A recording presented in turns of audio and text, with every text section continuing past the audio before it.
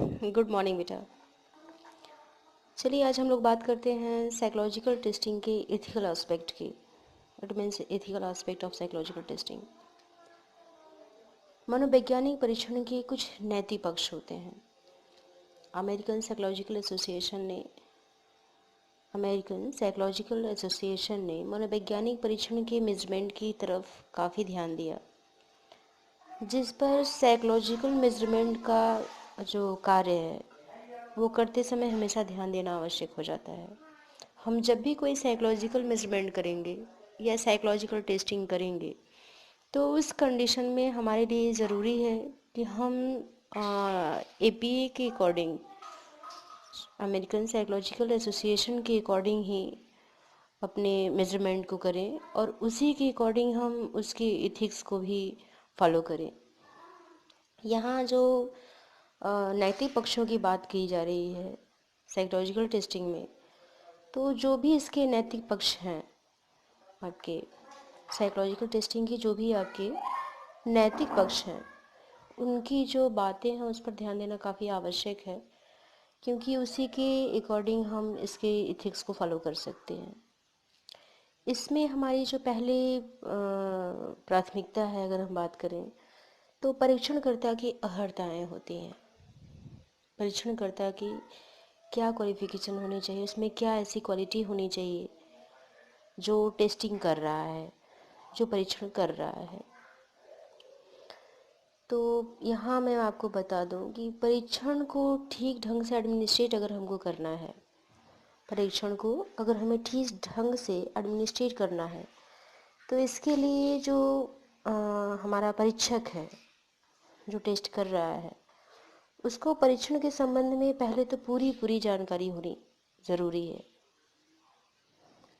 परीक्षण को जो भी एडमिनिस्ट्रेट कर रहा है उसे टेस्ट के बारे में, परीक्षण के बारे में पूरी जानकारी होना आवश्यक है, क्योंकि अगर पर्सन को पूरी जानकारी नहीं होगी तो वो टेस्ट को एडमिनिस्ट्रेट नहीं कर पाएगा। इसलिए जो भी पर्सन टेस्ट एडमिनिस्ट्रेट करने जा रहा है उसे टेस्ट से रिलेटेड जो भी उसके इंस्ट्रक्शन है उनको पढ़ना चाहिए, और इंस्ट्रक्शन पढ़ने के बाद ही उसे एडमिनिस्ट्रेट करना चाहिए। यहाँ परीक्षण का जब भी एडमिनिस्ट्रेशन हम करेंगे उससे पहले, परीक्षण के एडमिनिस्ट्रेशन, टेस्ट के एडमिनिस्ट्रेशन से पहले परीक्षणकर्ता को परीक्षण का कहें तो अगर डीप स्टडी हो सके तो ज़रूर करना चाहिए। कुछ परीक्षण के जो एडमिनिस्ट्रेशन है, कुछ परीक्षणों के एडमिनिस्ट्रेशन में परीक्षणकर्ता को आसानी होती है, लेकिन कुछ ऐसे भी टेस्ट होते हैं जिनके एडमिनिस्ट्रेशन के लिए जो टेस्टिंग करने वाला पर्सन है, जो परीक्षक है, उसको विशेष प्रकार की कुशलताओं को अर्जित करना होता है।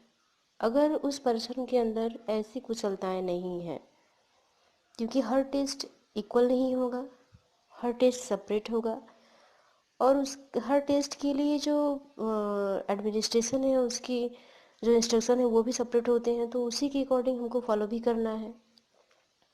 तो कुछ टेस्ट तो हम एडमिनिस्ट्रेट कर लेते हैं आसानी से, लेकिन कुछ टेस्ट ऐसे होते हैं जिसके एडमिनिस्ट्रेशन में किसी विशेष कुशलता का होना ज़रूरी है। अगर वो स्किल नहीं है तो हम उस टेस्ट को एडमिनिस्ट्रेट नहीं कर पाएंगे। तो इस कंडीशन में जिसमें कि स्पेसिफिक किसी स्किल की ज़रूरत है, तो उसके लिए टेस्ट करने से पहले या टेस्ट एडमिनिस्ट्रेट करने से पहले जो परीक्षक है उसको वैसी जो स्किल है उसे एक्वायर कर लेना चाहिए। अगर वो ऐसी स्किल को एक्वायर कर रहा है तो उससे फ़ायदा ये होगा कि आप टेस्ट एडमिनिस्ट्रेट भी करेंगे, और टेस्ट एडमिनिस्ट्रेशन से रिलेटेड जो आपको क्वेश्चनर मिलेगा आप उसकी स्कोरिंग भी आसानी से कर लेंगे। परीक्षण का अगर हम अंतिम रूप देने की बात करें, परीक्षण की अंतिम रूप देने की अगर हम बात करें, तो उसमें परीक्षण निर्माता जिसने टेस्ट को डेवलप किया है, परीक्षण निर्माता को आवश्यकता अनुसार उसका प्रयोग व्यक्तिगत या सामूहिक स्तर पर कर लेना चाहिए, या करता भी है वो। तो उसी परीक्षण का उसे ही जो है परीक्षण का प्रशासन या टेस्ट एडमिनिस्ट्रेशन कहा जाता है। यानी जब भी हम टेस्ट को अंतिम रूप देते हैं, टेस्ट डेवलप कर लेते हैं, तो टेस्ट को डेवलप करने के बाद जो जिसने टेस्ट डेवलप किया है वो अपनी आवश्यकता अनुसार कितने उसके सैंपल चाहिए, कहाँ से वो सैंपल को ले रहा है, तो यहाँ वो किसी जीव संख्या से सैम्पलिंग करेगा और उस स्पेसिफिक सैंपल पर, चाहे वो सामूहिक रूप से एडमिनिस्ट्रेट करे चाहे व्यक्तिगत रूप से एडमिनिस्ट्रेट करे, तो उस पे जो वो परीक्षण का प्रशासन कर रहा है, एडमिनिस्ट्रेट कर रहा है, इसी को टेस्ट एडमिनिस्ट्रेशन भी कहा जाता है। सामान्यतः सामूहिक जो आपके परीक्षण होते हैं उसके प्रशासन में व्यक्तिगत जो आपकी टेस्टिंग होती है उसमें कम दक्षता की आवश्यकता होती है। हम जो टेस्ट एडमिनिस्ट्रेट कर रहे हैं, जो भी टेस्ट हम एडमिनिस्ट्रेशन में लगाएंगे, एडमिनिस्ट्रेट कर रहे हैं, तो जो आपके सामूहिक टेस्ट होते हैं, ग्रुप टेस्ट, तो जो ग्रुप टेस्ट होते हैं जब हम उनका एडमिनिस्ट्रेशन करते हैं तो उसमें आसानी होती है उसकी अपेक्षा जो व्यक्तिगत है। क्योंकि जो पर्सनल टेस्ट किए जाते हैं, इंडिविजुअल टेस्टिंग की जाती है, तो उसमें काफ़ी जो आपका परीक्षण करता है उसका दक्ष होना ज़रूरी है, उसकी इसके अंदर स्किल वैसी होनी चाहिए, तभी वो टेस्ट को एडमिनिस्ट्रेट कर पाएगा। क्योंकि इसकी जो स्कोरिंग होती है वो करने में प्रॉब्लम होती है। साथ ही जब हम व्यक्तिगत करना शुरू करते हैं टेस्टिंग, तो व्यक्तिगत तौर पे हम अपने सब्जेक्ट से जुड़ जाते हैं। तो जब भी हम व्यक्तिगत तौर से अपने सब्जेक्ट से अगर जुड़ गए तो वहाँ टेस्ट एडमिनिस्ट्रेट तो कर रहे हैं, बट जब हम स्कोरिंग करना शुरू करेंगे तो स्कोरिंग की टाइम जो हम स्कोरिंग करेंगे तो उसमें हम जो दे रहे हैं उसको स्कोर, वो हम आत्म निरीक्षण करेंगे, हम अपने तरीके से देंगे, वो आत्मनिष्ठ हो जाता है। यहाँ कहने का अर्थ है कि जब भी हम व्यक्तिगत रूप से किसी टेस्ट को एडमिनिस्ट्रेट करते हैं तो अपने सब्जेक्ट के साथ एक आत्मीय संबंध बना लेते हैं। आत्मीय संबंध बनाना भी आवश्यक होता है, लेकिन आत्मीय ढंग से जुड़ जाना किसी सब्जेक्ट से और उसका इफेक्ट अगर हमारे टेस्ट पे पड़ रहा है, उसकी स्कोरिंग भी पड़ रही है, तो उसका परिणाम भी प्रभावित हो जाता है। स्कोरिंग आत्मनिष्ठ तरीके से नहीं होनी चाहिए क्योंकि वहाँ हम जज कर रहे हैं। तो वैसी कंडीशन में अगर आत्मनिष्ठ तरीके से स्कोरिंग कर ली गई, परिणाम प्राप्त कर लिए गए, तो हमारा टेस्ट जो है वो इनवैलिड हो जाता है। तो टेस्ट इनवैलिड ना हो, उसकी वैलिडिटी बनी रहे, वो रियलेबल हो, इसके लिए ज़रूरी है कि हम जब भी टेस्ट एडमिनिस्ट्रेट करें तो हम अपने सब्जेक्ट के साथ आत्मीय संबंध ज़रूर बनाएं, लेकिन हम स्कोरिंग आत्मनिष्ठ तरीके से न करें। तभी हमारा टेस्ट जो है वो रियलेबल होगा और वैलिड भी होगा। साथ ही जब हम व्यक्तिगत टेस्ट एडमिनिस्ट्रेट करते हैं तो वैसी कंडीशन में व्यक्तिगत तौर पे जो हम कर रहे हैं उसमें जो परीक्षण करता होता है उसकी एक स्पेसिफिक स्किल जो है वो होनी आवश्यक है। क्योंकि हर टेस्ट के कुछ इंस्ट्रक्शन होंगे, कुछ इथिक्स होंगे, तो उन सब के बारे में स्टडी पहले ही कर लेनी है और उसी के अकॉर्डिंग हमको स्कोरिंग करानी है, नहीं तो हमारा जो परिणाम होगा वो प्रभावित होगा। तो यहाँ पे ये ध्यान रखना है कि जब भी हम पर्सनल टेस्टिंग कर रहे व्यक्तिगत परीक्षण कर रहे हैं या सामूहिक कर रहे हैं, तो उसी के अनुसार हमें जो टेस्ट एडमिनिस्ट्रेट करना है उसकी हम संपूर्ण रूप से जानकारी रखें। यहाँ सामूहिक परीक्षण के प्रशासन में एक जो कार्य है वो सामूहिक तरीके से होगा आपका। सामूहिक परीक्षण की जब हम कोई भी टेस्ट, ग्रुप टेस्ट अगर एडमिनिस्ट्रेट करते हैं तो उसमें एक कार्य समूह का नियंत्रण भी होता है कि हम समूह को कैसे कंट्रोल कर पा रहे हैं। अगर हम ग्रुप टेस्ट करना शुरू कर दिए और हम ग्रुप को नियंत्रित करने में असमर्थ हैं, ग्रुप को नियंत्रित करने में हम असमर्थ हो गए, तो वैसी स्थिति में हमारा जो टेस्ट है वो रियलेबल नहीं हो सकता, क्योंकि समूह पर अगर हमारा नियंत्रण नहीं होगा तो समूह के जो भी हमारे सब्जेक्ट हैं वो पूर्ण रूप से हमें सपोर्ट नहीं करेंगे, यानी हमारा सहयोग नहीं करेंगे। जब हमारा वो सहयोग नहीं करेंगे तो वैसी स्थिति में हमारे टेस्ट पर इफ़ेक्ट आएगा या हमारा टेस्ट रियलेबल नहीं हो पाएगा। क्लियर है? इसीलिए जब भी हम ग्रुप टेस्ट को एडमिनिस्ट्रेट करते हैं तो वैसी कंडीशन में काफ़ी सावधानी हमको रखनी चाहिए, और ये सावधानी परीक्षणकर्ता का नैतिक कर्तव्य बनता है।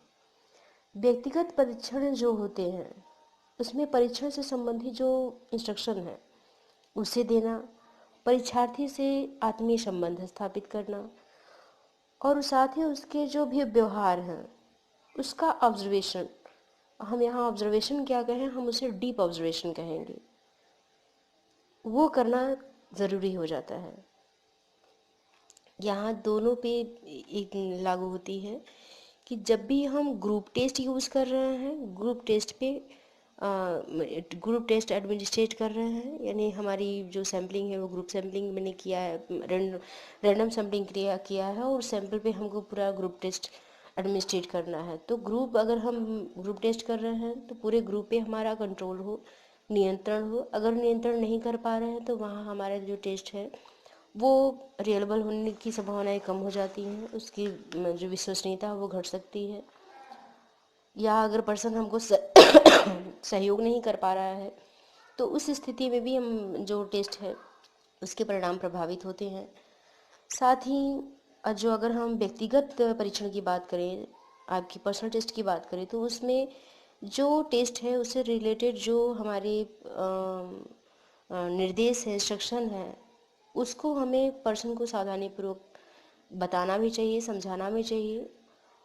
और साथ ही परीक्षार्थी के साथ जो हमारा सब्जेक्ट है उसके साथ हमारे जो संबंध हैं ऐसे होने चाहिए जो कि काफ़ी आत्मीय हो, सौहार्दपूर्ण संबंध स्थापित करना आवश्यक होता है। क्योंकि हम जब तक अपने सब्जेक्ट के साथ अगर सौहार्दपूर्ण संबंध स्थापित नहीं कर पा रहे हैं तो वैसी स्थिति में वो पर्सन, वो सब्जेक्ट हमें सपोर्ट नहीं करेगा, हमारा सहयोग नहीं करेगा।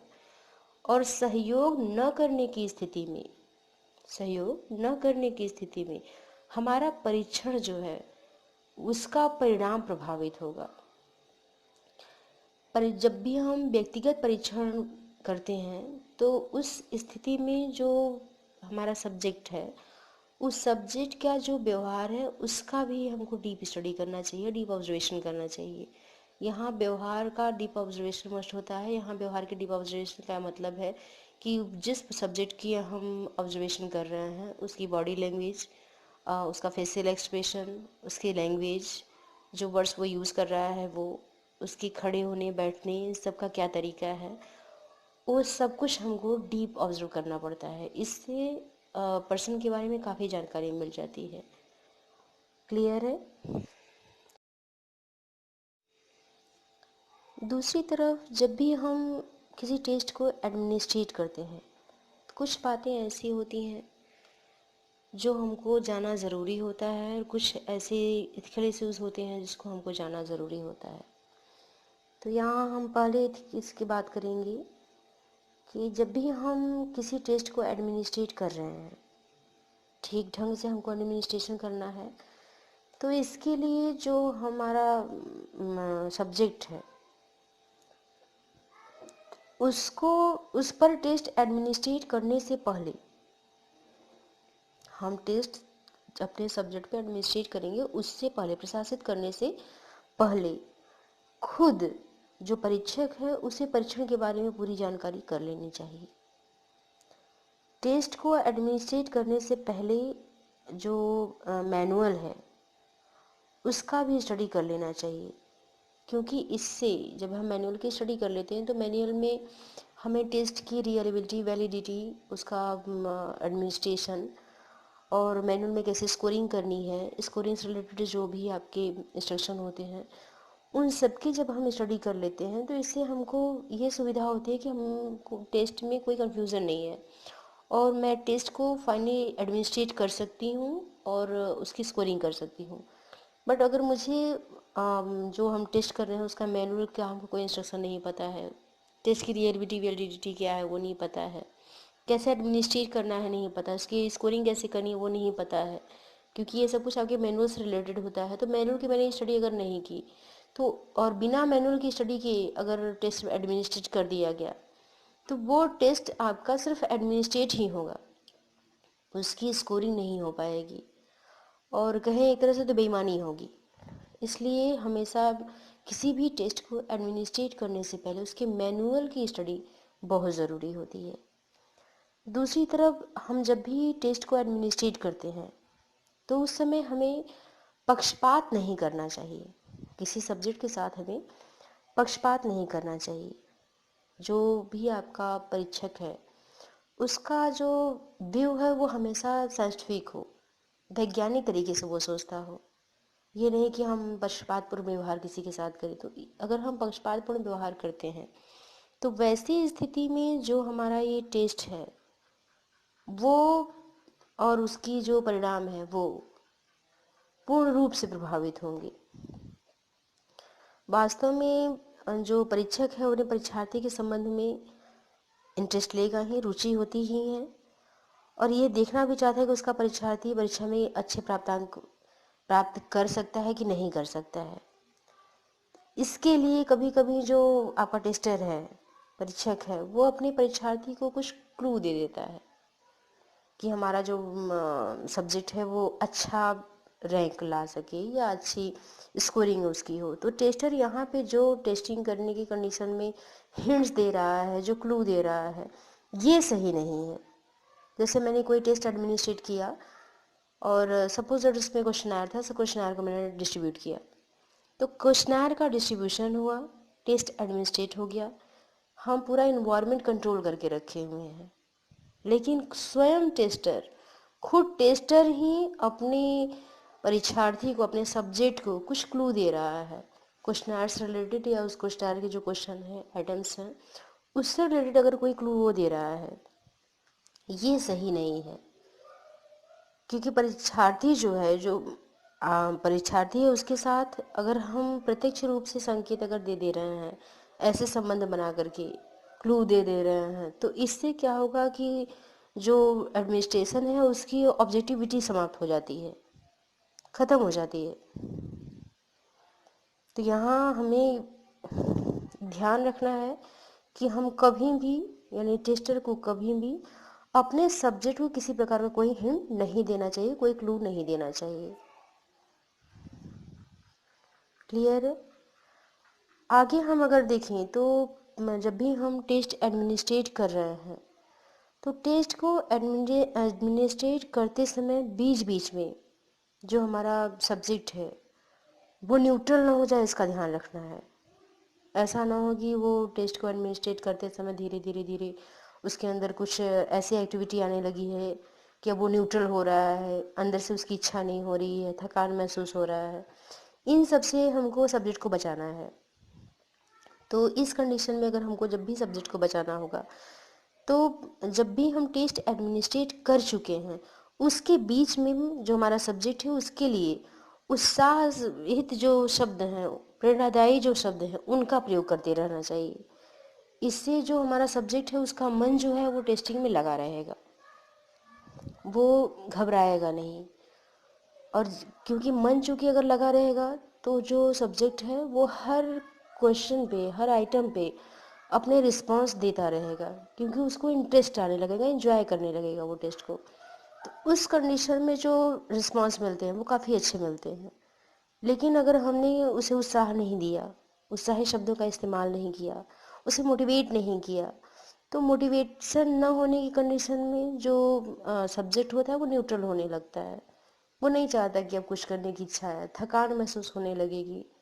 तो वैसी स्थिति में जो टेस्ट है वो एडमिनिस्ट्रेट तो आपका होगा, लेकिन परीक्षार्थी हमें पूर्ण रूप से सहयोग नहीं करेगा, सब्जेक्ट हमको पूर्ण रूप से सहयोग नहीं करेगा।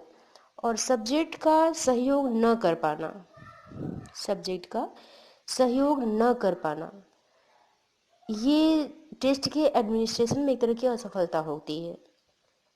यानी पर्सन वहाँ पे जो टेस्टर है वो असफल हो जाएगा। असफल होने का मतलब कि हमको जो चाहिए रिज़ल्ट, वो रिज़ल्ट हमको नहीं मिल रहा है। वो सिर्फ फॉर्मेलिटीज़ पूरी कर रहा है, हमारा सब्जेक्ट फॉर्मेलिटीज़ पूरी कर रहा है। वो टेस्ट को एंजॉय नहीं कर रहा है और टेस्ट में जो अपने रिस्पॉन्स दे रहा है वो क्लियर नहीं दे रहा है। इसके लिए हमें मोटिवेशनल जो वर्ड्स हैं उसका यूज़ करना ज़रूरी होता है। आगे अगर हम बात करें तो जो अच्छे टेस्ट एडमिनिस्ट्रेशन के लिए ये ज़रूरी होता है कि जो टेस्टर है वो अपने सब्जेक्ट से एक तरह का रेपोर्ट जो है वो बनाए रखे। एक तरह का उसका जो संबंध है, उसका संबंध जो है सौहार्दपूर्ण होना ज़रूरी है। रेपोर्ट के बारे में शायद मैंने नहीं बताया होगा आप लोगों को, इससे पहले मैं हाँ बताए तो थे उसके बारे में। हाँ, लेक्चर आपकी यूट्यूब के माध्यम से नहीं गया है, मैं फिर वापस दे दूँगी उसे। तो जो आपका सब्जेक्ट है, रेपोर्ट एक तरह का संबंध बनाने की प्रक्रिया है। और एक व्यक्ति का दूसरे व्यक्ति के साथ किस प्रकार का संबंध है और कैसे हमको संबंध स्थापित करना है। तो संबंध स्थापित करने की जो प्रक्रिया है उसे रेपोर्ट कहा गया है। आप लोगों को शायद याद होगा तो याद होगा, नहीं याद होगा तो वापस मैं उसका लेक्चर सेंड करूँगी आपको। तो यहाँ जो आपका सब्जेक्ट है वो टेस्टर के साथ मिल करके जो ये बना रहा है अपना आगे टेस्टिंग का एडमिनिस्ट्रेशन, जो एक इन्वायरमेंट बन रहा है, उससे अगर रिलेशंस अच्छे होंगे, सब्जेक्ट और टेस्टर दोनों के अगर रिलेशन अच्छे होंगे, रिलेशन अच्छे होने का मतलब कि उनके बीच का जो संबंध है वो सौहार्दपूर्ण होना चाहिए, रेपोर्ट स्थापित हो ही जाना चाहिए। अगर रेपोर्ट स्थापित हो जा रहा है तो उससे जो टेस्ट एडमिनिस्ट्रेशन है, इसका जो काम है, वो कार्य है, वो सफल हो जाता है और सरल हो जाता है, इजी गोइंग हो जाएगा, क्योंकि उसमें दोनों को आसानी महसूस हो रही है। जैसे एक आपका टीचर्स है, वो अपनी क्लास में अपने जो स्टूडेंट्स हैं उन पर कोई अगर टेस्ट एडमिनिस्ट्रेट करे तो वो काफ़ी सफल होता है। वो आप कहेंगे ऐसा क्यों? तो यहाँ क्यों का शब्द का यही मतलब है कि जो टीचर है वो आपके साथ काफ़ी सौहार्दपूर्ण संबंध ऑलरेडी बना चुका है, रेपापोर्ट स्थापित कर चुका है, वो उसके साथ आपके संबंध अच्छे होंगे। तब आप पर अगर कोई टेस्ट एडमिनिस्ट्रेट किया जाएगा तो वो काफ़ी सफल होगा, क्योंकि वो ग्रुप में भी किया जाएगा, ग्रुप कंट्रोल रहेगा, आपके और आपके टीचर्स के जो संबंध हैं वो अच्छे होंगे। तो यहाँ जाहिर सी बात है कि ग्रुप कंट्रोल भी रहेगा। आपके उनके संबंध अच्छे हैं तो आप उनके प्रति सम्मानपूर्वक व्यवहार रखेंगे। इस स्थिति में आप हर आइटम पर, हर क्वेश्चन पे अपने रिस्पांस देंगे, रिस्पॉन्सिबिलिटी भी समझेंगे कि इस पे हम रिस्पांस देते रहें। तो यहाँ जो टेस्ट एडमिनिस्ट्रेट होगा उस पे जो टीचर्स है उसको सफलता मिलेगी। यहाँ हम कह सकते हैं कि परीक्षक जो होता है, टेस्टर है, उसको अपने जो सब्जेक्ट है उसके साथ संबंध स्थापित करना अनिवार्य है, क्योंकि कोई भी टेस्ट एडमिनिस्ट्रेट तभी हो सकता है जब हमारा सब्जेक्ट के साथ संबंध अच्छा हो, सौहार्दपूर्ण हो। संबंध अगर सौहार्दपूर्ण नहीं है, हम उसके साथ रेपापोर्ट नहीं स्थापित कर पा रहे हैं, तो उस स्थिति में जो इंस्ट्रक्शन दिए जाते हैं सब्जेक्ट को, जो टेस्ट से रिलेटेड जो इंस्ट्रक्शन दिए जाते हैं, सब्जेक्ट उसको फॉलो नहीं करेंगे। अगर रेपापोर्ट स्थापित नहीं हो पाया, संबंध हमारे अच्छे नहीं हैं, तो हम जो भी इंस्ट्रक्शन दिया जाएगा उसको फॉलो नहीं करेंगे। और इंस्ट्रक्शन फॉलो नहीं किया तो इंस्ट्रक्शन फॉलो नहीं करेंगे तो जाहिर सी बात है कि हमारे टेस्ट से रिलेटेड जो इंस्ट्रक्शन फॉलो नहीं हो रहे हैं तो उसका सीधा इफेक्ट टेस्ट पे आएगा।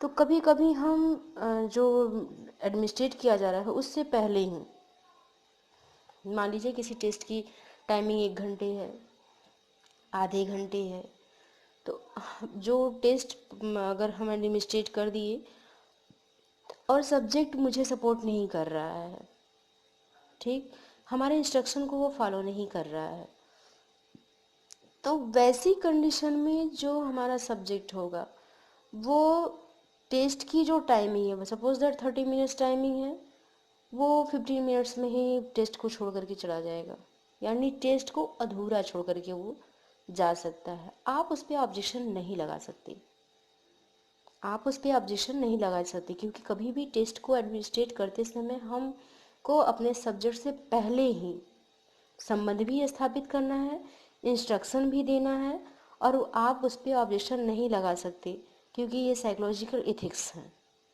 ठीक, तो ये अगर कंडीशन आ गई कि आपने टेस्ट एडमिनिस्ट्रेट किया, सब्जेक्ट ने आपके साथ सहयोग नहीं किया, सहयोग न करने के पीछे रैपोर्ट स्थापित न होना है।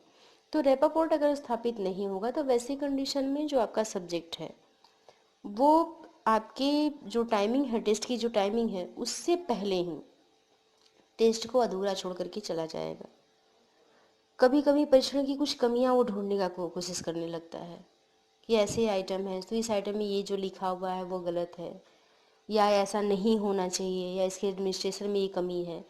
यानी रैपोर्ट स्थापित न होने की स्थिति में वो आपके टेस्ट को बीच में छोड़ सकता है, उसमें कमियां ढूंढने की कोशिश कर सकता है, परेशान करने की कोशिश कर सकता है, इंस्ट्रक्शन कंप्लीट नहीं फॉलो करेगा। तो यहाँ पे इंस्ट्रक्शन फॉलो न करना, ये जो भी उसमें कमियां ढूंढने की सब्जेक्ट कोशिश कर रहा है, इसका सीधा इफेक्ट आपके टेस्ट एडमिनिस्ट्रेशन पे पड़ेगा।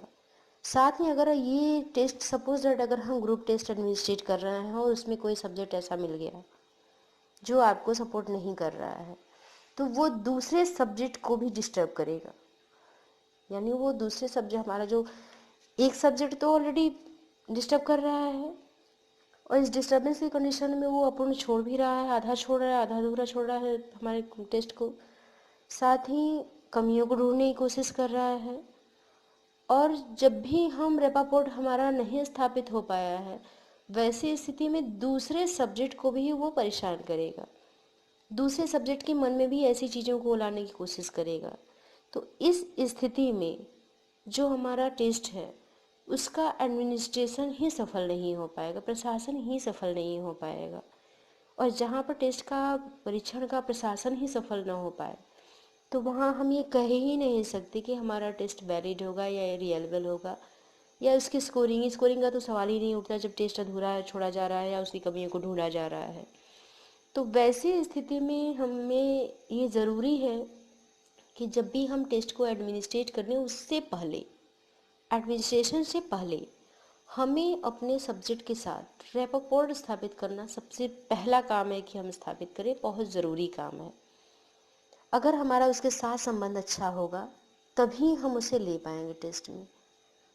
अगर संबंध अच्छा नहीं स्थापित हो पा रहा है, रैपोर्ट स्थापित हम करने में असमर्थ हो जा रहे हैं, तो पहले हमें अपने अंदर रैपोर्ट स्थापित करने की क्षमता को विकसित करना चाहिए, तभी हम किसी टेस्ट को एडमिनिस्ट्रेट कर पाएंगे।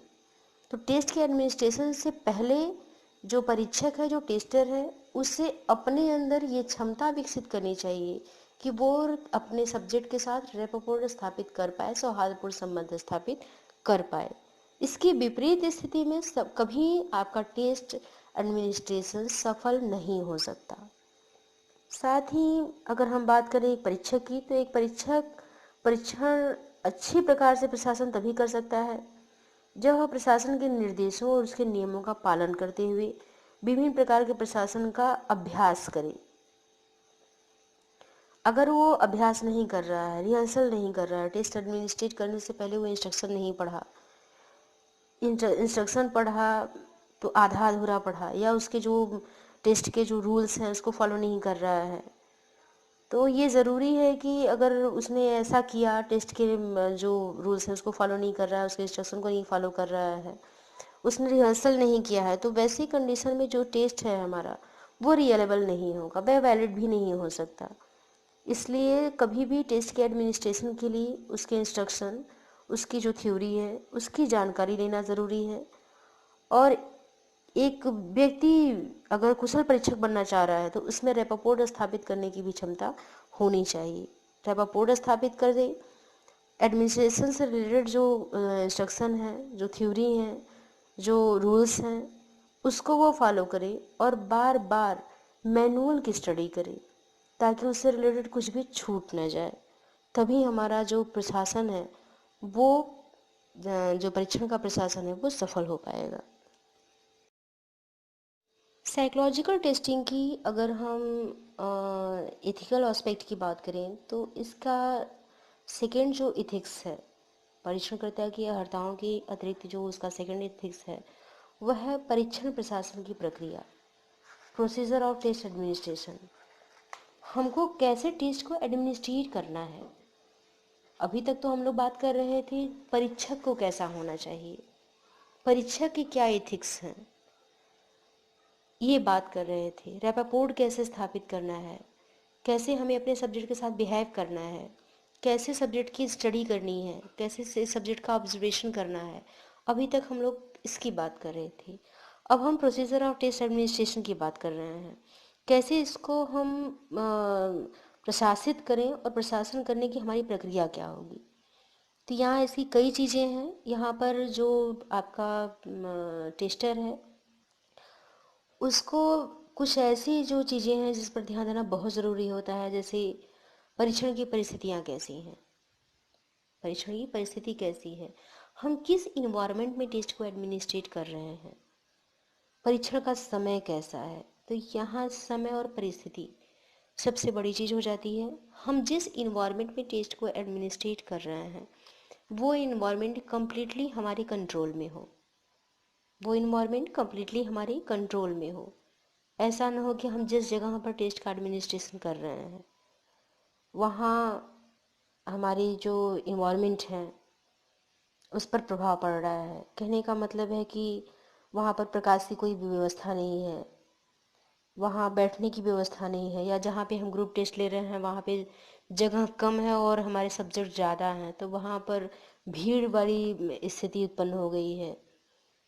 तो यहाँ जो कंडीशन ऑफ टेस्टिंग की बात कर रहे हैं हम कि परीक्षण की परिस्थितियाँ ऐसी हों जहाँ भौतिक पर्यावरण की समस्या न हो, यानी जो हमारे परीक्षार्थी के ऊपर प्रभाव न डाले।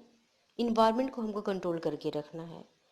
जिस स्थान पर भी हम टेस्टिंग की व्यवस्था कर रहे हैं वहाँ परीक्षार्थियों की बैठने की व आपके परीक्षण कक्ष में प्रकाश की, हवा की उचित सुविधा हो, तब तो वहाँ पर टेस्ट एडमिनिस्ट्रेट किया जा सकता है। अन्यथा इसकी विपरीत अवस्था में अगर हम टेस्ट को एडमिनिस्ट्रेट कर रहे हैं तो वो सही नहीं होगा, टेस्टिंग के लिए वो बिल्कुल सही नहीं होगा। इसके साथ ही कुछ ऐसी समस्याएं हैं जिनका समाधान करना बहुत ज़रूरी होता है, जैसे क्षमता को मेजरमेंट किया जाए, अलग अलग केंद्रों की स्थापना की जाए। तो यहाँ पे जो हमारा पर्सन है, जो सब्जेक्ट है, उसके अंदर की जो क्षमता है उसको हमको पहचानना है और उसी के अकॉर्डिंग हमको टेस्ट एडमिनिस्ट्रेट करना है। ये काम हमको सैम्पलिंग करते समय ही कर लेना चाहिए। जब भी हम किसी जीव संख्या से सैम्पलिंग कर रहे हैं तो अपने टेस्ट के अकॉर्डिंग ही हमको सैम्पलिंग करनी चाहिए, तब तो हम उसकी क्षमता को देख सकते हैं, पहचान सकते हैं, और जो हमारा सब्जेक्ट है वो हमें सुन सकता है और समझ सकता है।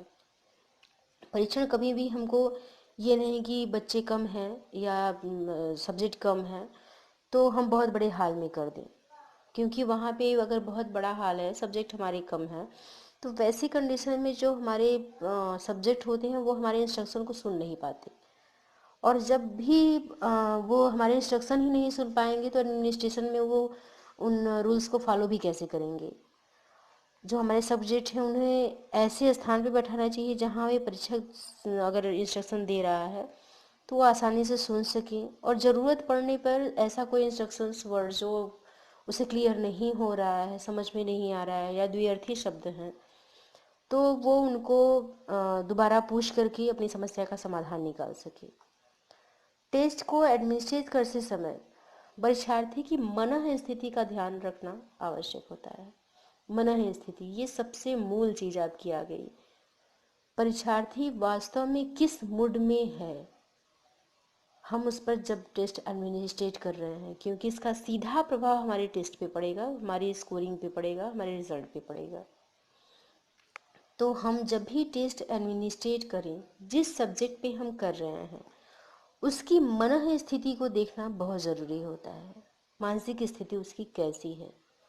परीक्षार्थी अगर बहुत थका है, उसका मन किसी दूसरे चिंतन में लगा हुआ है, कोई टेंशन है या एंजाइटी के अंतर्गत है या संवेगात्मक दृष्टि से उलझा हुआ है, तो यहाँ अगर इमोशंस में है, स्ट्रेसफुल फील कर रहा है, थकान उसको महसूस हो रही है, वैसी कंडीशन में अगर हम टेस्ट एडमिनिस्ट्रेट करेंगे तो जाहिर सी बात है कि वो ये हो सकता है या तो वो टेस्ट छोड़ देगा, या वो पर्सन अगर सब्जेक्ट हमारा टेस्ट एडमिनिस्ट्रेट को एक्सेप्ट भी कर लिया तो वो अपनी मनः स्थिति का, उस पर तो रोक लगा नहीं सकता, उसकी मनः स्थिति का प्रभाव हमारे टेस्ट पे सीधे सीधे आएगा। यानी जो हम चाह रहे थे परिणाम, वो हमको कभी नहीं मिलेगा, क्योंकि उस समयगात्मक दृष्टि से चिंतन और ये टेंशन, इन सब के कारण उसका जो मानसिक स्थिति है वो ठीक नहीं है। इस स्थिति में अगर वो हम टेस्ट एडमिनिस्ट्रेट उस पर कर रहे हैं तो वो एक तरह से व्यवहारिकता के भी प्रतिकूल होगा, और ये हमारे इथिक्स के अंतर्गत भी नहीं आता कि अगर कोई पर्सन या कोई सब्जेक्ट थका हुआ है, इमोशनली डिस्टर्ब है, तो उस कंडीशन में हम उस पर टेस्ट एडमिनिस्ट्रेट करें, क्योंकि उसका सीधा प्रभाव हमारे टेस्ट पे भी पड़ेगा। और ये हमारी नैतिकता भी नहीं है कि इस कंडीशन में हम किसी पर्सन पे, किसी सब्जेक्ट पे टेस्ट को एडमिनिस्ट्रेट करें, क्योंकि ऐसी स्थिति में जो प्राप्त परिणाम होते हैं उनके विषय में जो परीक्षक है उसका दृष्टिकोण जो है वो स्पष्ट होना चाहिए। इस प्रकार की परिस्थिति में जो सुधार के लिए कभी कभी परीक्षण के समय में परिवर्तन कर दिया जाता है। समय में परिवर्तन करने का मतलब कि अगर हमारा सब्जेक्ट थकान की अनुभूति कर रहा है तो हम समय में परिवर्तन कर देंगे। थकान समाप्त होने के बाद परीक्षार्थी जो है वो टेस्ट देगा, क्योंकि परीक्षक अपने परीक्षार्थियों को आराम करने के लिए समय देगा ताकि थकान न हो। थकान की स्थिति में वो पर्सन फॉर्मेलिटीज़ पूरी करेगा और फॉर्मेलिटीज़ से हमारे परिणाम जो हैं वो सही नहीं प्राप्त हो पाएंगे। साथ ही अगर हम परीक्षण कक्ष की बात करें, जिस रूम में टेस्टिंग हो रही है, जिस रूम में टेस्ट एडमिनिस्ट्रेट किया जा रहा है, अगर वहाँ पे बाह्य चरों का प्रभाव पड़ेगा तभी उस स्थिति में टेस्ट का जो रियलिबिलिटी है, वैलिडिटी है, वो प्रभावित होगी। क्योंकि बाहर से अगर शोरगुल की आवाज़ें आ रही हैं तो उसका प्रभाव सीधा हमारे सब्जेक्ट पे पड़ता है। सब्जेक्ट पे पढ़ने का मतलब कि जब भी उसके सामने क्वेश्चन आना ज़रूर होगा, वो क्वेश्चंस को पढ़ेगा, लेकिन बाहर का शोरगुल उसे इतना प्रभावित करेगा कि वो कंसंट्रेट होकर हमारे आइटम्स को नहीं पढ़ पाएगा। तो जहाँ कंसंट्रेशन नहीं होगा, जाहिर सी बात है कंसंट्रेशन न होने की स्थिति में जो हमारा सब्जेक्ट है वो डिस्टर्ब होगा और सिर्फ अनुक्रिया वो व्यक्त करेगा, लेकिन वो हर आइटम को पढ़ करके अनुक्रिया व्यक्त नहीं कर रहा है। कहने का मतलब है कि वो आइटम्स को पढ़ रहा है ज़रूर, लेकिन वो समझ नहीं रहा है और अपने रिस्पॉन्स दे दे रहा है। तो उस स्थिति में भी हमारा जो टेस्ट है उसका परिणाम, उसका रिजल्ट सही नहीं मिल सकता हमको।